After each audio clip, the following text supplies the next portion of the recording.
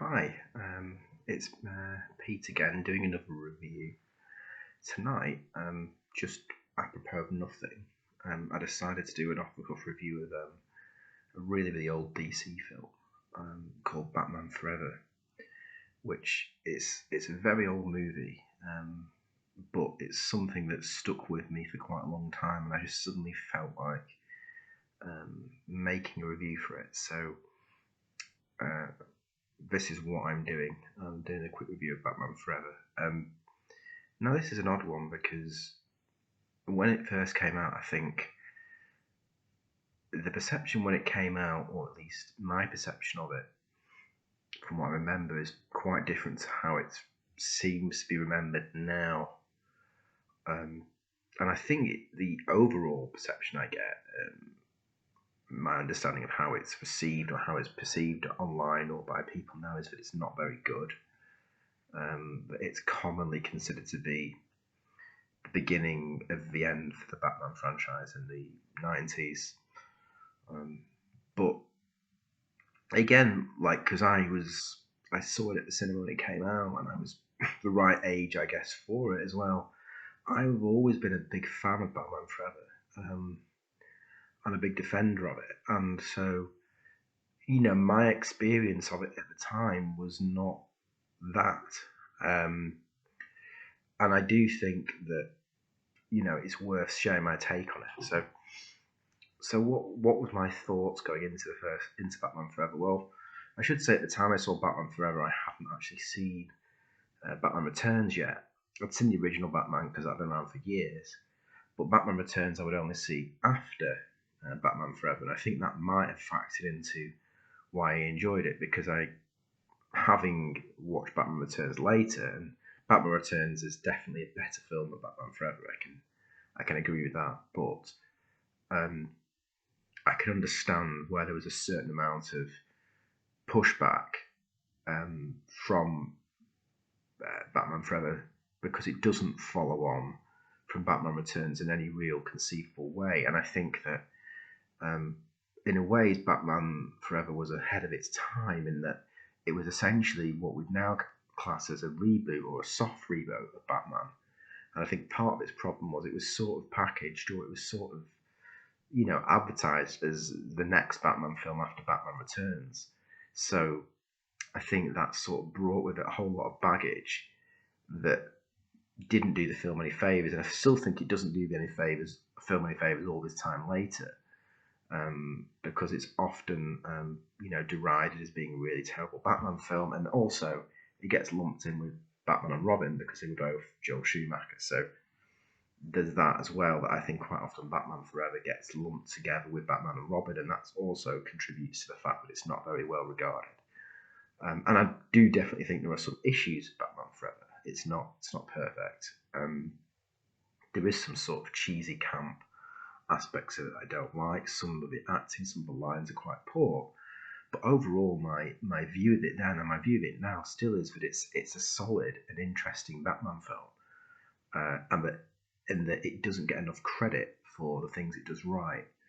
Um, and I mean, when I first saw it, I loved this thing. I really loved it. And I think, again, being a kid at the time in the 90s, there was something about Batman Forever. It was a big hit, and I think it really did revitalize the Batman brand, even more so than what people want to admit. Because as much as Batman Returns was a better film, I don't think it caught the mainstream audience's attention. Like, it was very nuanced. When I saw it years later, it was a really good film. Like I say, it is a better film than Batman Forever, but I do think it lost the audience. I think a lot of the core audience who loved the first Batman were kind of, for whatever reason, disappointed with Batman Returns. I mean, not the core audience, the mainstream audience, I should say. So maybe there's the hardcore fans probably like Batman Returns a lot. I know a lot of people who love it, and I love it as well.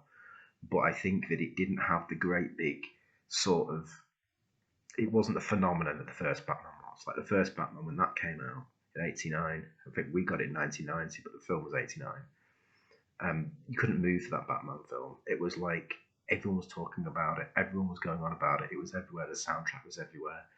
the toys, everything. It was just this huge phenomenon that lasted for months and months and months. You know, at a time in the 90s where a good film would play at cinemas 2, 3, 4, sometimes 6 months, sometimes a year back in the day. So Batman, you couldn't move through it, you know. I'll review and talk about what I thought about the first Batman, the Tim Burton one, another time. I'm getting off the point, but what I do want to sort of circle back to is that I think it is the first time since that Batman film that Batman was sort of a phenomenon again. Because I don't think Batman Returns really was. Like, I remember hearing about it, I remember hearing it was coming out, and then it just sort of fizzled. It didn't really ignite a huge interest. I remember years later when it was sort of on TV, a lot of people loved it for the fact that Penguin bites a guy's nose off and stuff. It was one of those films that kids at school would talk about how cool it was for the violence and stuff and how dark it was.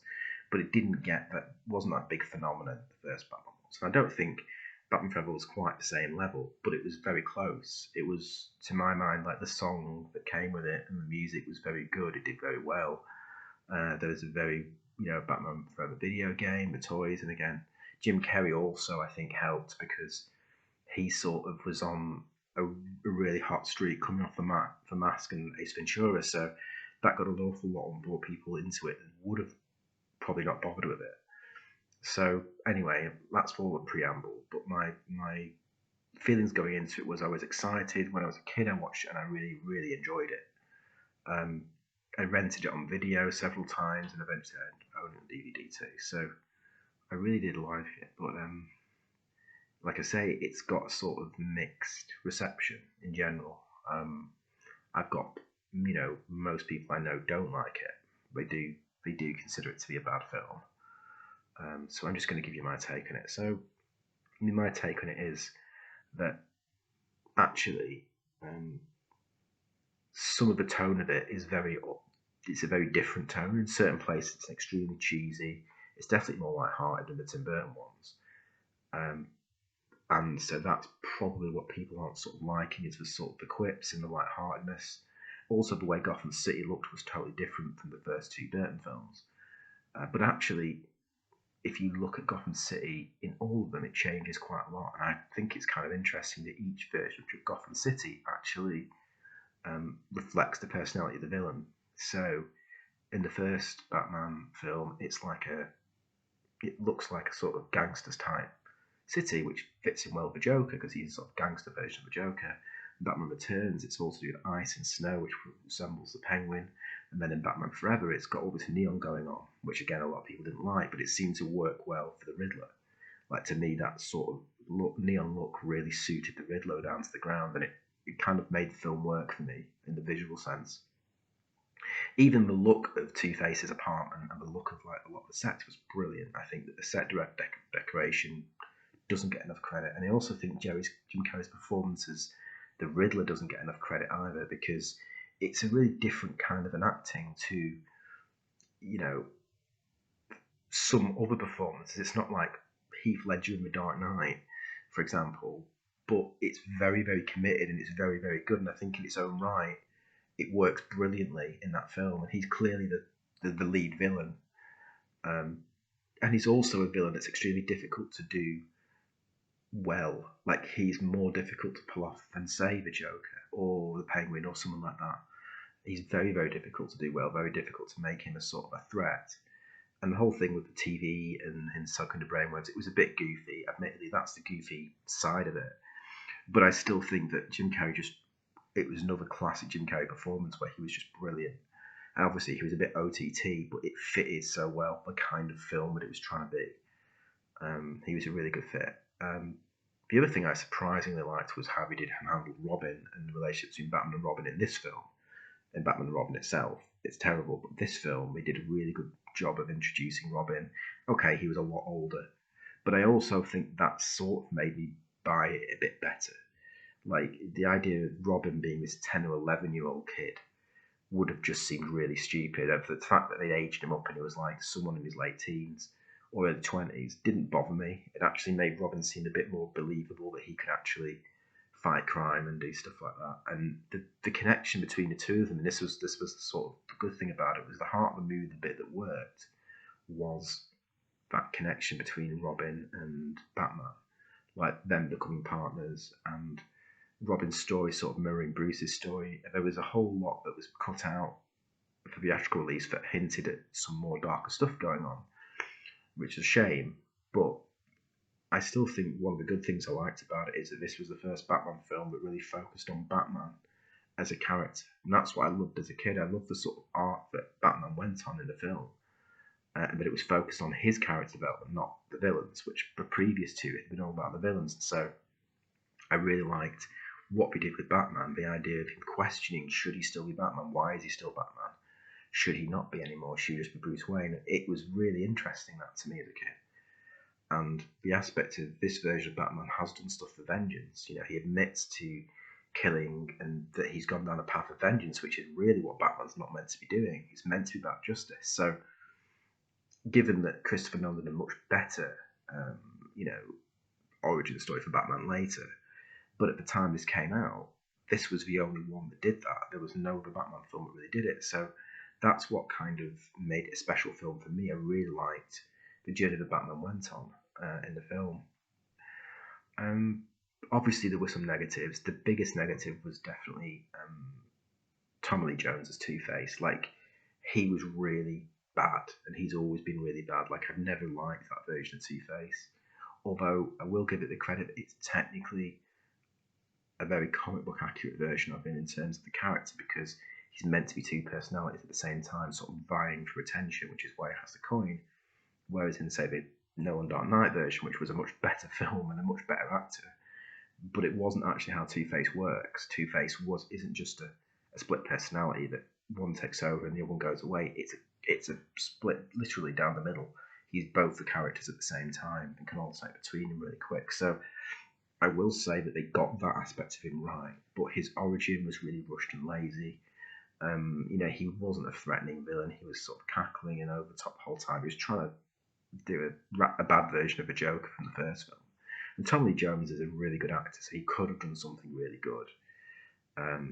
I just don't think he hit the mark as this version of Two-Face, and you never really bought there was a connection between them, between Batman and this version of Harvey Dent, because they had cast Billy D. Williams as Harvey Dent in the first one. For whatever reason, they didn't bring it back. Now, that would have been better, because at least you'd have had a connected tissue to the first one, which is another reason why this does just feel like a reboot, because there's no connection at all, apart from one throwaway line about Catwoman. There's nothing that connects this to the Burton ones at all. So, there's that too. The other things that I loved as a kid, again, the action scenes and the gadgets and stuff. Like, the action scenes towards the end of the Riddler base were really cool. The fight scenes were not so good. Like, the actual Batman fighting, that was definitely shockingly edited and a bit crap looking. Like, you couldn't really see who Batman was hitting and stuff like that. I don't know if they cut that, just because they were trying to make it more of a kid-friendly film, and so there was a version that looked a bit better, where you saw more of that, but the action was not. The fighting wasn't very well done, but the big action set pieces were really well done in Batman Forever. And again, it really added an extra sort of layer of epicness to it that wasn't there previously. Particularly the end sequence where there's the bat bow and the bat wing and stuff. I really, really liked all that stuff. The Batmobile in this one I also really liked too. Like, it was a cool redesign. It looked decent. The thing of it driving up the side of the building was stupid, of course, but again, it was going for a bit more of a light-hearted comic book sort of feel. At a time when that wasn't really done in movies, especially not in Batman movies. So, to me, I sort of think it was quite a brave film at the time to sort of go against the grain like that. Now, did it all work? No. I think Val Kilmer as Batman, although he does a good job in the serious scenes, he isn't good at handling humour or comedy. Like, the few times he has jokes, they don't land, and some of his delivery of lines is really bad. And the script is a mixed bag too. Like, bits of the script work really well, bits of it are quite serious and quite interesting, and bits of it are really cheesy and OTT. But overall, the whole thing still works to me. It doesn't it's not one of these films that just goes completely off the rails like Batman and Robin does. Like, I really think there is quite a lot of darkness in it. even though on the exterior it's a very silly, stupid movie, it's got quite a dark story going on when you look at what's happening with Bruce Wayne. Look at the inner turmoil, the anguish he's feeling. That again isn't hinted at as much as it could have been, but it's still there. You know, it's still a big component of the film. And I think again they could have gone more depth with the Riddler, I suppose. But again, they were going slightly more light-hearted than the previous ones, and also trying to make the focus more on Batman than on the villains, which I really, really liked. So, yeah, and whenever I've rewatched it, it's always been surprisingly good. Like, I don't feel it's, over time, it's got worse. Obviously, some of the visuals look a little bit dated, but not lots, actually. I think in general it still stands up as a beautiful-looking Batman film. And, you know, it still surprises me how watchable it is, how interesting it is. The design and the look of stuff is really, really cool. The soundtrack's really good. Like, all these things sort of, to me, it still continues to be a good, interesting Batman film. If not the absolute best, but still a very, very good one. And what else? I mean, there were some things that didn't work. I think Nicole Kidman's character was really one of the worst offenders. Like, her character was written really badly. There was some really bad sort of like inappropriate sort of sexual jokes and stuff in it that didn't feel like, it's like, you're aiming this at kids, right? But why have you got this weird sexual tension between her and Batman? Like, it's really not appropriate. If this is meant to be more aimed at children, that seemed a bit odd. Like, yeah, I mean, she had a bit more character to her, but she's still not a great love interest to Batman, really. That whole love story didn't really work. We didn't have any chemistry either. Like, Nicole Kidman and Val Kilmer, there was just nothing there. Like, yeah, it was not. It didn't beat the romance attraction between Michelle Pfeiffer and, you know, thingy in the previous one, which was way better. But, you know, she's definitely a weak spot, and there are some scenes with her and the love story that it just doesn't work, and it isn't great. And Robin's first scene where he's like nicking the Batmobile and he beats up all the folks and kisses the girls, that's really cheesy. I always fast forward that bit. That has dated badly. Again, with like modern values of like just having a token girl there that he kisses is just like, it's probably made that scene even worse, to be fair. But it was always pretty bad, even in 1995. So it is what it is. I just, again, take the good with the bad. I like how decimated Batman gets in this, how like close to getting beaten he does get. Like, they break into a manor, they trash all his things, they destroy all his stuff. Like, that shocked me as a kid, seeing how much the Riddler actually got to him and trashed his things. That was cool, but it was kind of upsetting to see like the Batmobile get blown up, the Bat cave get destroyed, and it really did that classic movie thing, which is nothing new, but it got you to a point where things had gotten so bad, I couldn't see how Batman was going to save the day. I was like, I don't know how he's going to do this, and obviously he did. But, you know, it did that and it worked for me. Again, maybe it's because I was a kid. The Dark Knight Rises did it on a much better level, a much more deep, impactful, dramatic level years later. But, as I said, and especially considering the state of comic movies in the 90s, which were mainly shit, like Batman Forever stands up as definitely not the worst of those. All these years later. So overall, I'd say it's an 8 out of 10. It's not a masterpiece, but I do think it's got some good things going for it that it doesn't get enough credit for. It's got some good performances, it's got some quite cool ideas. It hasn't managed to do them all amazingly well, but I think it does a lot more better than it gets credit for. And I think, like I say, it gets unfairly tied to Batman and Robin, which is another disaster I'll talk about another time. Anyway, that's my review for Batman Forever. I liked it then, I still like it now. It does have some problems, but not insurmountably bad problems, in my opinion. I think the issues it has do get over talked about, and the things that it does well don't get enough respect or love. So my two takes of it is it was good then, and I think it's still pretty good now. So I would, and again, a lot of it's still in that era where most things were done practically. Like, there's a little bit of CG in it, but mostly it's still a practical film, so it doesn't date too badly in that way But yeah, that's my take on it. All these years later, it's still a decent Batman film. And of the original era, I think it's pretty toe to toe with the original Batman for me, although not quite as good as Batman Returns, and nowhere and far better than Batman and Robin, which was dreadful, which I'll talk about in another review. Okay, so that's my review finished. I'll see you later.